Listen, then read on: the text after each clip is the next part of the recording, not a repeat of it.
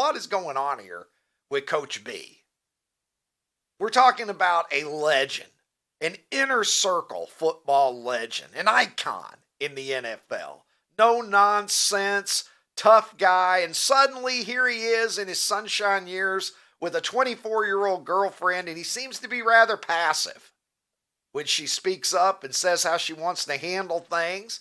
But Julian Edelman and Rob Gronkowski on their Dudes on Dudes podcast speculate that what Jordan Hudson was doing and what people have been criticizing her and Bill for since this CBS interview segment aired, maybe it wasn't that abnormal at all. Let's roll tape.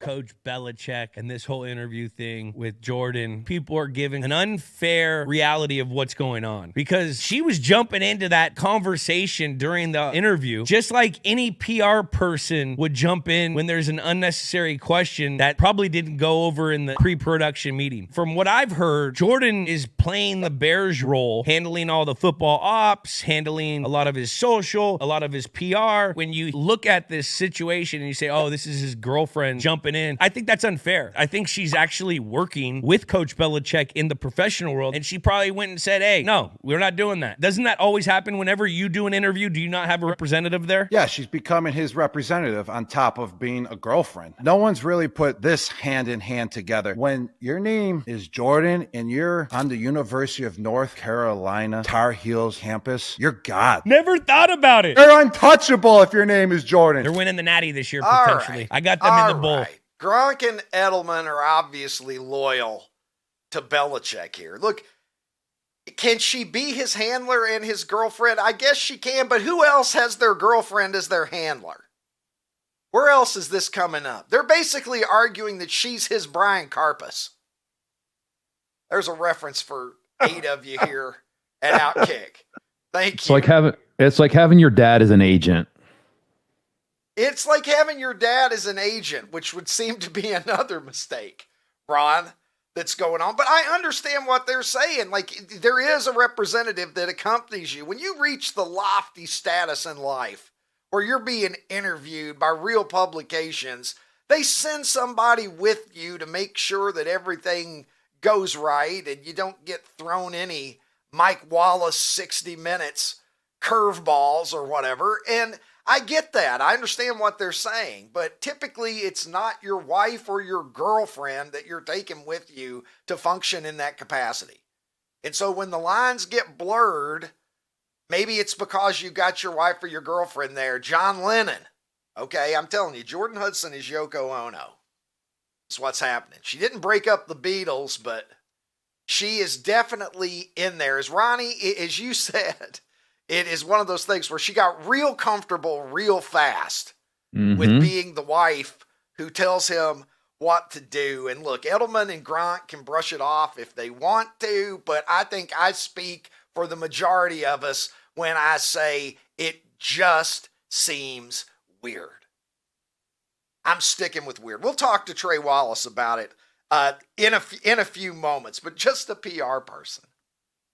Just a PR. You can't say that she's just a PR person when they're all over Instagram and she's on his arm everywhere. And it just, come on. Can't have it both ways. I don't see it. And if the lines do get blurred, who do you have to blame but yourself there? How long do you think a PR person would take to respond these days if a network news anchor just lit up a lung dart on the air? Like Peter Jennings did back in the day. Look at that. I miss the days when the news smacked so goddamn hard that Peter Jennings had to fire up a heater just to deliver that shit. He's like, wait a minute, America. Hang on. I'm going to need a little nicotine in my system to deliver this news to you, motherfuckers. That's when you could trust journalism in this country. You show me a man smoking a cigarette while he's delivering the news, and I'll show you an individual that immediately has twice as much credibility. Let's go now to OutKick's senior college sports reporter. He is a man who is also NWO for life, of course. Trey Wallace joins the show now. Trey, brother, I don't even know where I want to begin. Let's set up Shedeur. We'll get to Shedeur, but let's start with Bill Belichick. What do you make of this, Trey? You're a down to earth, sensible guy. That's one of the reasons I like you so fucking much. What do you make of it when you see Jordan Hudson and Bill Belichick on CBS Sunday morning, and she seems to be rather controlling? Yeah, good morning. Hope you guys are well. I look at this whole situation and I compare it to something that's going on at Colorado, brother. And I'll make this point real quick. So looking at, it feels like there's two different communications departments going on at North Carolina. Okay. It seems like you got Bill Belichick and Jordan Hudson on one side, and then you got North Carolina and their football communications department on this side. I look at it kind of the way that Deion Sanders has his. Deion Sanders has his folks handling stuff from a comm side, and then Colorado handles theirs. So you got to find a middle ground. The problem that I'm having with this right now, if I'm being honest with you, brother, is, man, when are we going to get to a point where we're actually talking about North Carolina football heading into the 2025 season? Like, this is like, when have you heard about a roster? When have you heard about a quarterback? When have you heard about anything? So you look at what's going on with Jordan Hudson, and I've spoken with multiple people involved in that program, and they think it's kind of overbearing, to be honest with you. They look at the situation, and they're like, okay, why is this person handling certain things that should be done by a veteran of college football for 15, 20 years?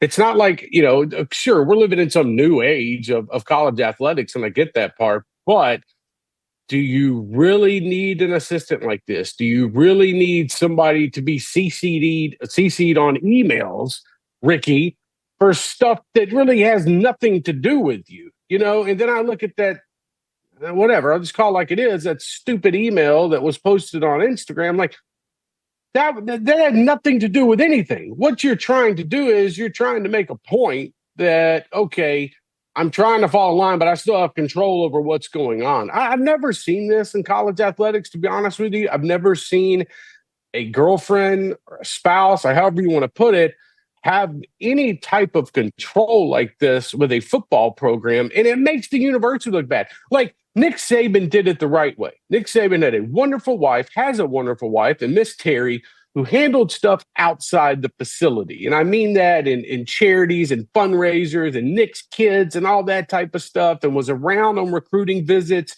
to get these players a big old hug and let them know, hey, you're going to be welcomed here. But what we're seeing is a 24-year-old young lady that is inserting herself into a football program.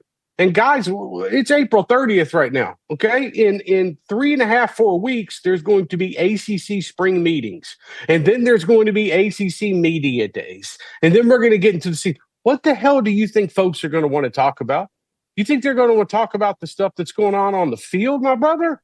Or the crazy shit that's happening behind the scenes that should not be going on in a college athletics program? That's how I feel about it. I think it's all stupid, but I look forward to asking Bill Belichick the questions of, he's not going to answer it, but why do you feel some of this control needs to go to your 24-year-old girlfriend?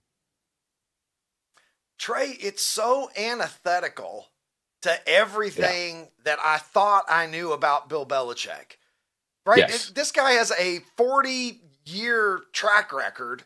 I was aware of Bill Belichick when I was in high school and he was coaching the Giants defense, right? And we've seen everything that he's accomplished. It's just so strange that here we are at this stage of his career, and as you say, Trey, he's attempting this rather audacious thing, right? He's going to go to the college ranks and he's going to try to build a winner. And as you said, we're not talking about any of that at all. It's this sideshow.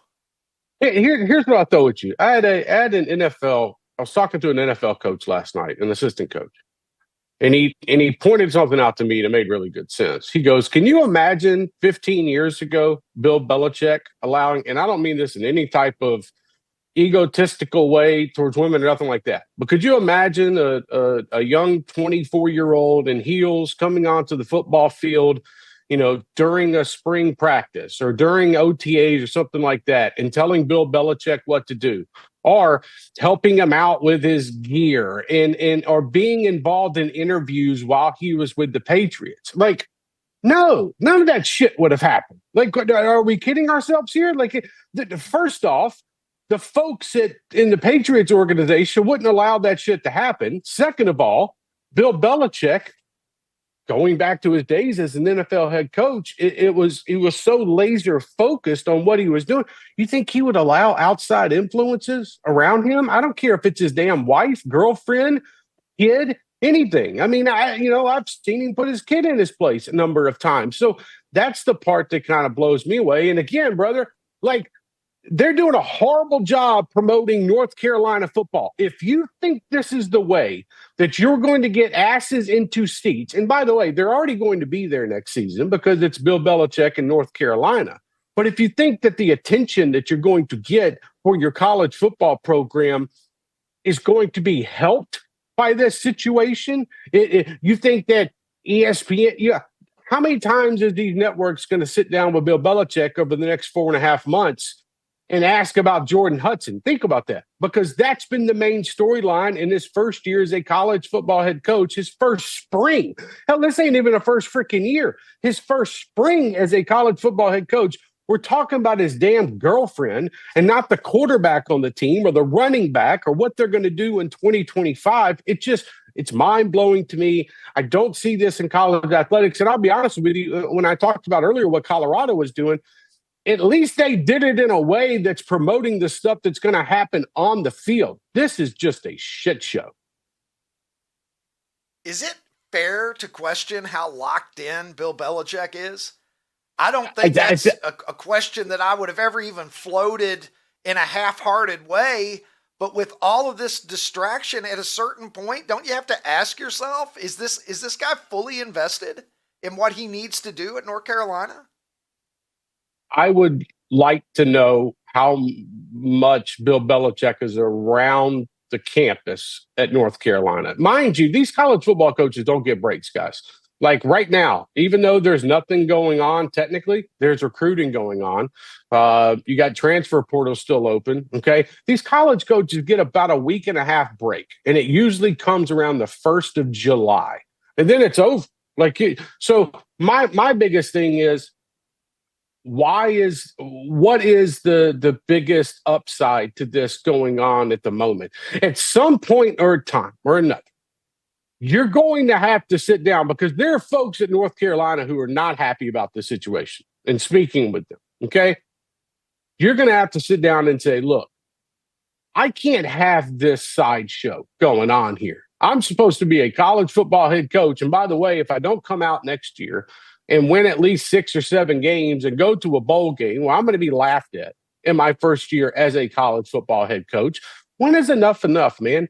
Like, you've got a time right now. Congratulations. You've got a time. It's April 30th. You've got a month before you're going to get in front of the media again. Okay, let's figure this out and put it to the side. But the biggest thing is, what are people like me going to ask again at spring meetings or at these media days? We want to talk about the quarterback situation, Ricky. We want to talk about the running backs and can they win 7, 8, 9 games next year? But my brother, when you have the biggest storyline as a 24-year-old girlfriend in the spring, what the hell is that doing to sell tickets or drum up support for your program next year? You think the people at North Carolina are happy that they're having to field emails from me and FOIA requests for emails that we want to see for the public that has to do with the damn girlfriend on the team and not something that has to do with the actual football team? That's where I'm getting a little bit crazy in the mind with all this shit going on, because I just don't see it at other college programs. All right, Trey, let's move to the other football story that has been capturing everyone's imagination. You have a great piece up over at OutKick right now. More fine work from you as usual. Discussing Shedeur Sanders and your covering of Shedeur when he was at Colorado and where we're at right now as we reflect back on this draft that did not go the way that the Sanders team would have wanted or expected at all. Where we stand now, Trey, a few days on past this draft, almost a week on past the first day of the draft, but less than that from the day that Shedeur got taken on Saturday. Where do we stand with this story, man? What are you thinking? I'm past where we were last weekend in a sense. And I look at this as Shedeur Sanders has to grow up very, very quickly. And he's got to do it without his family around. And when I say that, and I don't want this to be misconstrued as me taking a shot at his brother who has had success with social media and whatnot. The camera's got to go, bro. The camera's got to go. The stuff, the social media and the YouTube videos and the comments that, we really only heard from Shedeur Sanders besides post-game press conferences over the last 3 to 4 years, whether that be at Jackson State or that be at Colorado. The only time that we ever really heard anything about him was when it was on a YouTube video and when they were putting it out there for a sense that, okay, this is how, our program is run. And this is how Deion Sanders wants this part to run. And this is how Shedeur Sanders handles himself. I mean, how many videos did you see, Ricky, of Cam Ward and Shedeur Sanders working out? And how many times were those clips shown on all these networks about how, put together a song with me, a rap song, but then Cam Ward's focused on, preparing for the draft. That's what I'm getting at. It's like the sideshow, the spectacle has to stop, my brother. Like, this is to a point now. You're a professional. And by the way, you got an opportunity to go be the starting quarterback for the Cleveland Browns. You do. The room is, let's not act like Deshaun Watson's not going to see the field for the Browns. Okay. Joe Flacco is Joe Flacco. So really, you're going up against Dylan Gabriel, if we're being honest. And sure, they might give Joe Flacco a start too. But what I'm getting at is everything that we have seen from Shedeur Sanders for the last 3 to 4 years in college football, Ricky, it feels like it's been scripted in a sense. Everything has been behind the scenes. And like I said, like YouTube videos and whatnot. And we never got a real understanding of who Shedeur is. I had an NFL assistant coach say, and I'm paraphrasing here, you can go back and read the article, but pretty much, do I know who the real Shedeur Sanders is? Is this the guy that we're seeing on social media, or is there somebody else? Does he have another side of him? Was this just an act? And I think the biggest thing too is, you got to separate from your father. And I mean that in a sincere way. I'm not talking about shutting your father out. I'm talking about at a point in time, Ricky, you got to grow up as a man. And I think you're about to see that. He's going to be in Cleveland while his dad's at Colorado. And I think the biggest thing to me is for him to be successful, he's got to put all the noise and everything that comes with Shedeur Sanders, put that on the back burner, man. I tell you this, and I wrote about this, and what surprised me, you're not going to see Shedeur's brother on the field during a coin toss. You're not going to see him on the field video and coming out of sidelines and whatnot just for content. Okay. And that's how they monetize things. I look at, you are a professional quarterback now who has endorsement deals. I saw something with Gatorade and Nike and Delta. It's time, man. You got to grow up in a sense. And if you don't, you're going, these coaches and these GMs and these owners, there's a reason why he didn't go, in the first 3-4 round, whatever. It's not as if they looked at the talent and said, like, they didn't think, come on, man. Like, did we honestly think that Dylan Gabriel is a better quarterback than Shedeur Sanders? I watched both quarterbacks of the last number of years. I think Shedeur Sanders is a better overall quarterback with a lot more upside than Dylan Gabriel. But the Browns, for some reason, decided to take Gabriel before they took Shedeur. And there's reasons behind that, man. So if this young man can grow up and realize and put his pride to the side, I think he can be a good quarterback in the NFL. If not, and the circus follows him, and by the circus, I mean cameras and, people in his camp showing up at the buildings and whatnot and just being around. This is not going to work out. So you got to take a look in the mirror, my man, and say, okay, am I ready for this? Sure, you're ready, but you got to put some other people off to the side. And that was kind of the point. It wasn't about race. It wasn't about talent. Like Shedeur Sanders, he's a good quarterback. But at the end of the day, man, you had owners and folks looking around and be like, man, do we want all that for somebody that could be a backup quarterback here in his first or second year? You remember Tebow Mania. Good God, you couldn't keep the press from practices, when he was drafted. But guess what? Tebow was drafted in the first round. And when you draft a quarterback in the first round, you expect him to come in to be the starting quarterback. I just think a lot of decisions have to be made by his camp, and a lot of growing up has to be done, my man. How much of the blame is on Deion? Shedeur is a young man. Yeah. He's in his early 20s, and Deion knows better than anybody. I mean, you're talking about maybe the greatest cornerback of all time. If he's not the greatest, then maybe he's second greatest. We're talking about a legendary talent, a guy who has won, a guy who understands the league, a guy who understands what it takes to perform at the highest level, a guy who is coaching a major college football program, who is a mentor to young men. Why can't Deion let go of some of the theatrics? And it seems to me, at least, looking at it from the outside, why can't you understand that this is hurting your son? You're actually harming your son's opportunity to get the most out of his talent. And Deion has no excuse for that, in my opinion, because Deion knows better than any of us what his son needs to figure out in order to succeed at the next level. I think he overplayed his hand, Ricky, if I'm being honest with you. I think that Deion Sanders thought that everything he's done at Colorado and Jackson State with Shedeur, I think would pay off down the road with, a first round type of draft pick style.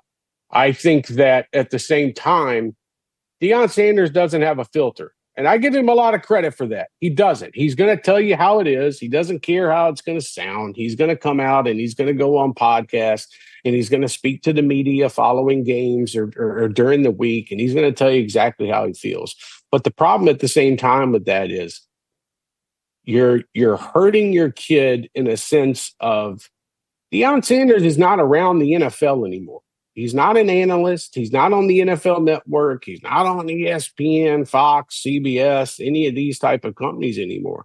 It's how much influence does Deion Sanders really have in the NFL now? And mind you, so much respect for Deion Sanders. But at the same time, you think these coaches are calling up Deion and these owners and these GMs and these head coaches are calling up Deion to get his opinion on everyday things that go on in the league? No, man.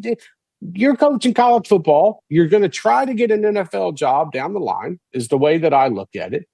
But at the same time, you have to understand, and I'm not trying to tell a person how to parent their kid. That's not me. I'm looking at this differently. There's two sides of this. There's a parent and then there's a promoter. I think from the promoter side of this whole situation, I think Deion Sanders overplayed his hand. And I think comments came back to bite him in the ass. And I think at the same time, I think the free-flowing way of how Colorado football is run, and I'm not a head coach. He can do how he wants to do. He's had some success at Colorado. But I think at the same time, you have to realize, man, I'm not doing my kid any type of good in this situation. And also, this is not just going to go to Deion Sanders now. It goes to five-star Juju Lewis, who's on the roster. Goes to offensive lineman Seaton, who's on the roster right now. Like, this is not it. And I think one of the other things, Ricky, that agitated me as somebody that covers the sport, there was no damn reason that Shedeur Sanders should have had his number retired. What was it, 3 weeks ago? No reason at all. They could have waited they could have waited 5 years to do that, my man. They didn't have to do. And by the way, if we're also just being really, really honest with each other here, Travis Hunter should have been probably the only one to have his number retired if anybody was going to. You got a Heisman Trophy winner. You got a player that's going to go down as one of the best in college football history at two different positions. But at the same time, man, you didn't have to do that in the spring. All that was promoting, Shedeur and Travis and trying to get more eyeballs on the Colorado football program. You could have done that. If you knew you were going to leave Colorado in a couple of years, do that shit in 3 years.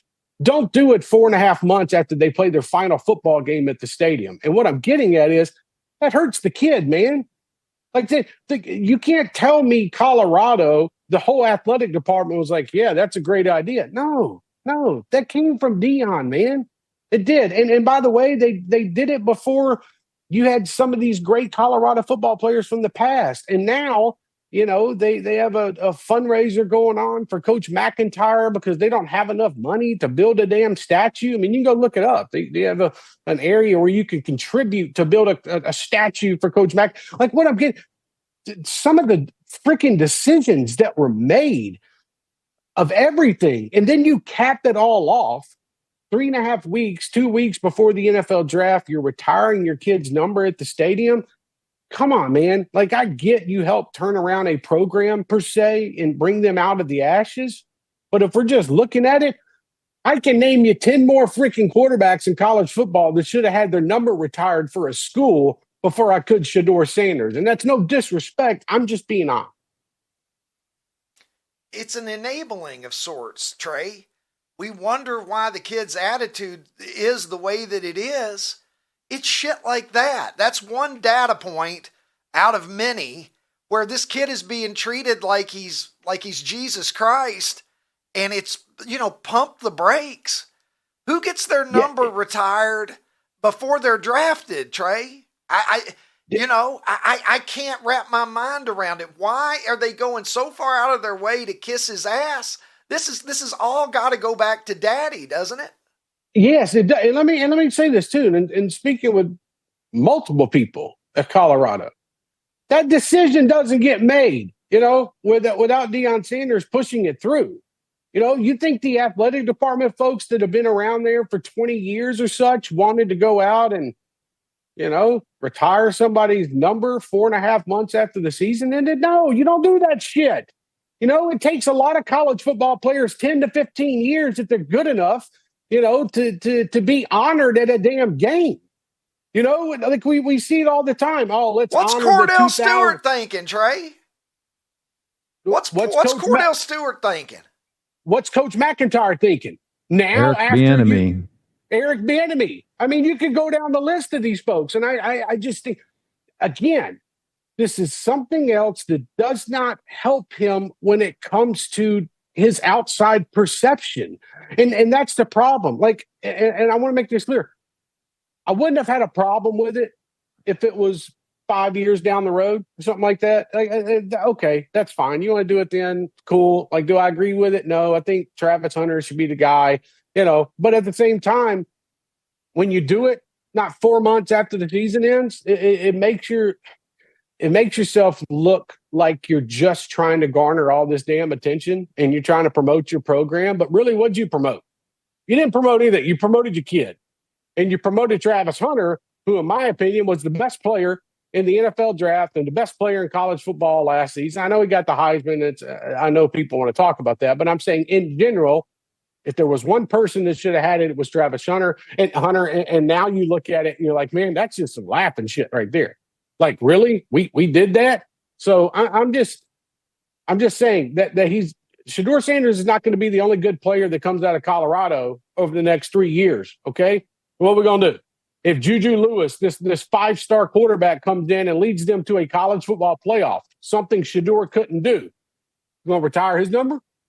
You going to put him up there? 4 months after the season's over, whenever his college eligibility is done. The shit was stupid. I didn't agree with it. They didn't help Shedeur out in the situation, and they especially didn't help him out when it was, 3 weeks before the NFL draft.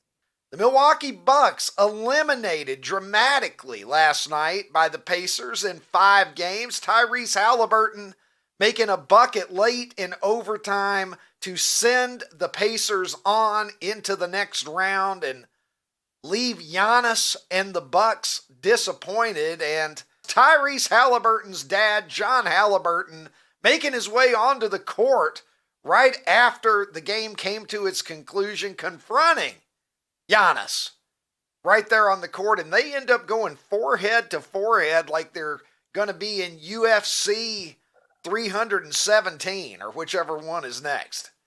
Look at that. Halliburton, Antetokounmpo on pay-per-view.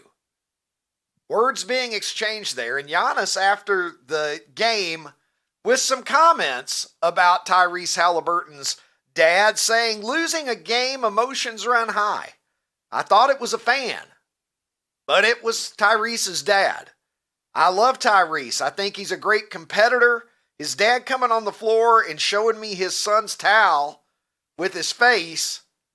This is what we do. This is what the fuck we do, is what John Halliburton apparently said, per Giannis.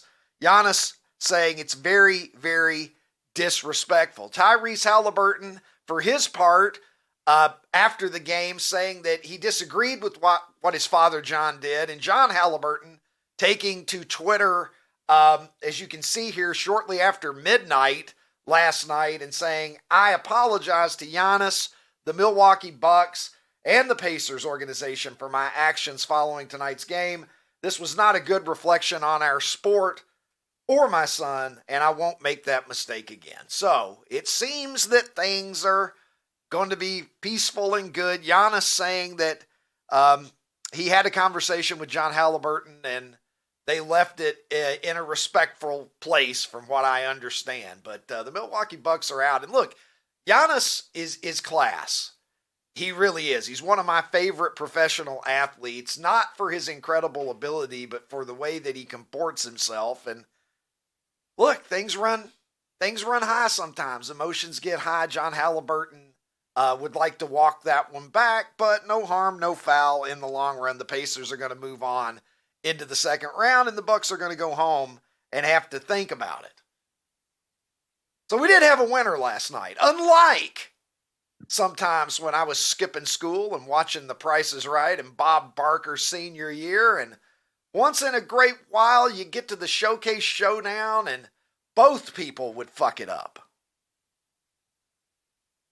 Always a disappointing conclusion. And nobody wins a goddamn thing. Go get your dog castrated. I'll see you motherfuckers again tomorrow. Because we all know that the Showcase Showdown was about two things. It was about Barker's beauties parading around, showing a lot of flesh. And it was about Bob Barker wanting you to cut your dog's nuts off. That was the payoff that we were all waiting 55 minutes to get to back in the day. And by God, once in a while, everybody went home disappointed. It's like when an NFL game ends in a tie. What do we do now? No, we're not going to sit here until one of you gets a boat or a car. You can both go home and think about how you blew your opportunity. Much as John Halliburton went home last night and questioned every decision that he made last night. Hey, OutKick fans on YouTube, if you enjoyed this episode, hit the subscribe button and make your way over to OutKick.com where you can watch the full episode.